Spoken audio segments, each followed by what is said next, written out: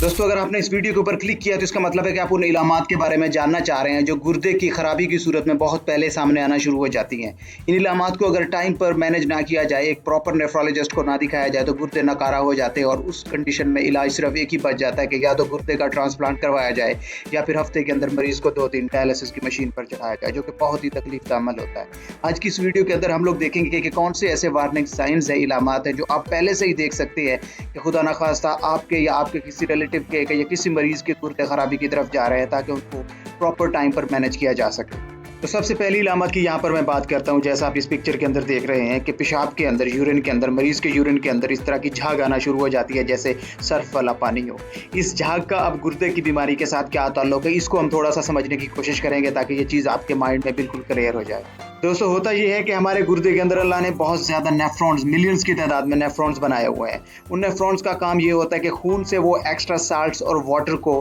बाहर निकाल देते हैं जिस्म से यूरिन की सूरत में। इस यूरिन के अंदर बहुत से नाइट्रोजन का वेस्ट प्रोडक्ट भी होता है, लेकिन इन नेफ्रॉन का बहुत बेहतरीन काम ये है कि जो चीज़ें खून के अंदर हमारी बॉडी के लिए यूज़फुल हैं उनको ये कभी फिल्टर आउट नहीं करते। नेफ्रॉन्स ने प्रोटीन को वैसे तो प्रिजर्व करके रखना है, लेकिन जब क्रॉनिक किडनी डिजीज़ की बीमारी होती है तो नेफ्रॉन उस प्रोटीन्स को, एल्ब्यूमिन को प्रिजर्व करने की अहलियत खो देते हैं। होता यह है कि वो प्रोटीन फिल्टर होकर यूरिन के अंदर आना शुरू हो जाती है और असल में वो प्रोटीन ही होती है जो इस तरह का यूरिन बनने का मौजब बनती है, जरिया बनती है और यूरिन इस तरह का झागनुमा नजर आता है। आप पेशाब के अंदर झाग के बाद अगली इस इलामत की बात करते हैं जो कि है एनीमिया। उसके अंदर होता यह है कि मरीज को बहुत ज़्यादा थकावट होती है, मरीज का दिल की धड़कन की रफ्तार बढ़ सकती है, मरीज को अपना दिल पसली के अंदर बजता हुआ महसूस हो सकता है जिसको पैल्पिटेशन बोलते हैं, सांस की तंगी हो सकती है, सर दर्द, डिजीनेस या चेस्ट पेन हो सकता है। अब इसके मैकेनिज्म को थोड़ा समझने की कोशिश कीजिए मेरे साथ कि गुर्दे की बीमारी से इस खून की कमी का ताल्लुक कैसे कैसे बनता है।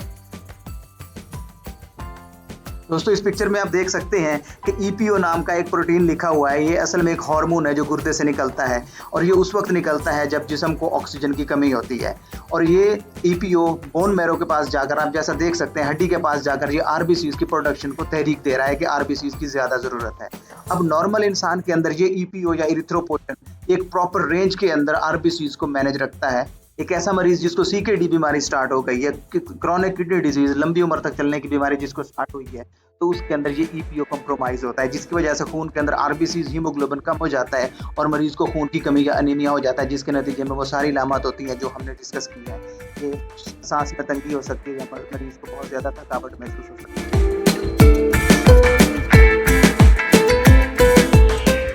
खून की कमी के बाद अगली जिस इलामत को मैं डिस्कस करने जा रहा हूँ वो है पिटिंग एडिमा। इस तरह का आपके पाँव, आपके किसी भी मरीज में खुदा ना खास्ता पाँव के अंदर इस तरह की सूजन दिखाई दे सकती है। होता ये है, इसका ताल्लुक गुर्दे की बीमारी के साथ ये है कि वही जो यूरिन के अंदर प्रोटीन ज़ाया हो रही है, एल्ब्यूमिन जो गुर्दे से फिल्टर आउट वापस रीअब्जॉर्ब नहीं हो रही और वो बाहर निकल के जा रही है, उस एल्ब्यूमिन की खून के अंदर जैसे ही कमी होती है, प्रोटीन की जैसे खून के अंदर,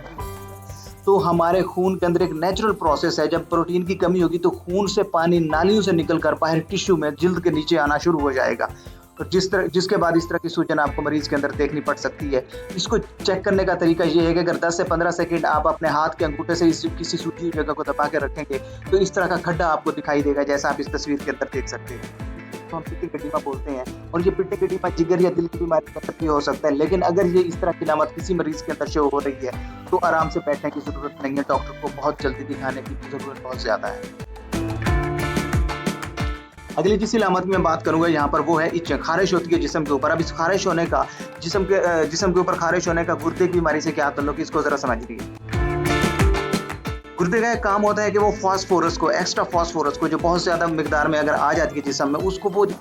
यूरिन के अंदर मिलाकर बाहर निकाल देता है, फास्फोरस को बाहर निकाल देता है और जो कैल्शियम होता है जिस्म के अंदर उसको प्रिजर्व रखता है। अब एक ऐसा मरीज जिसको सीकेडी है, क्रॉनिक किडनी डिजीज है, लंबे अरसे की गुर्दे की बीमारी है, उसके अंदर होगा ये कि फास्फोरस बाहर नहीं निकल पाएगा और कैल्शियम बहुत ज़्यादा मिकदार में बाहर चला जाएगा। उसके बाद ये होता है कि फास्फोरस के जिस्म के अंदर जमा हो जाने से, स्किन के नीचे जमा हो जाने से खारिश होती है और कैल्शियम बाहर निकलने से हड्डियों के अंदर से कैल्शियम निकलना शुरू हो जाती है, क्योंकि जिस्म के अंदर, गर्दन के अंदर एक ग्लैंड पैराथायरॉयड हार्मोन खारिज करता है और वो हार्मोन क्योंकि वो डिटेक्ट करता है कि जिस्म के अंदर कैल्शियम नहीं है, गुर्दे उस कैल्शियम को नहीं बचा पा रहे, तो हड्डियों से कैल्शियम निकालना शुरू हो जाता है, जिसके नतीजे में हड्डियां कमज़ोर हो जाती हैं और खारिश के साथ साथ हड्डियों का पेन भी मरीज़ के अंदर एक इलामत बन सकता है। लेकिन ये इलामत इतना जल्दी आती नहीं है, मोस्टली ये एडवांस ग्रेड 3 या ग्रेड 4 के किडनी डिजीज़ के पेशेंट में देखी जाती है।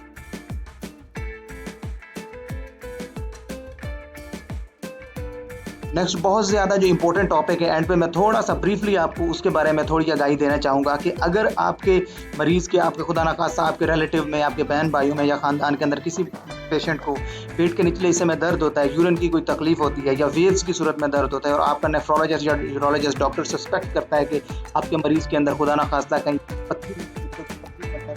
हो गया, तो इस चीज़ को इग्नोर बिल्कुल नहीं करना। क्योंकि जब इस तस्वीर में जैसा आप देख रहे हैं कि जब पत्थरी जब गुर्दे के मुंह के ऊपर अगर बंद कर देती है मुंह को, तो इसके बाद कुछ अरसे के बाद गुर्दा पीछे से नकारा होना शुरू हो जाता है, क्रेटिनिन बहुत बढ़ जाता है, गुर्दा डेड होना शुरू हो जाता है। मरीज़ को कभी कभार इस चीज़ का डेड होने के बाद में दर्द बिल्कुल नहीं होता, और पता तब चलता है कुछ सालों के बाद जब गुर्दा बिल्कुल नकारा होता है और गुर्दे की नेफ्रेक्टमी यानी कि गुर्दे को जिस्म से बाहर निकालना ही ऑप्शन बच जाता है। तो इस कंडीशन से, इस सारी तकलीफ से बचने के लिए आपने इन इलामात को मद्देनज़र लाजमी रखना है जो हमने आज डिस्कस की है, ताकि अगर इस तरह की कोई इलामत आपके मरीज़ में आ रही है तो अर्ली जाकर वो नेफ्रोलॉजिस्ट या यूरोलॉजिस्ट को चेक करवा ले और अपने गुर्दे के बाद में नकारा होने के चांसेस को कम से कम करे। अगली वीडियो के अंदर हम लोग ये देखेंगे कि ये सीकेडी क्या चीज़ है, ये सीकेडी किस चीज़ से होता है, क्रॉनिक किडनी डिजीज़ क्या है। आज तो हमने जस्ट इलामात देखी, अभी इन इलामात के पीछे वजूहात क्या है, उन वजूहात को कैसे कम किया जा सकता है और एक बंदा अपनी सेहत को कैसे बेहतर से बेहतर बना सकता है इन बीमारियों को प्रिवेंट करके। ये अगली वीडियो में देखेंगे। तब तक के लिए अपना ख्याल रखें।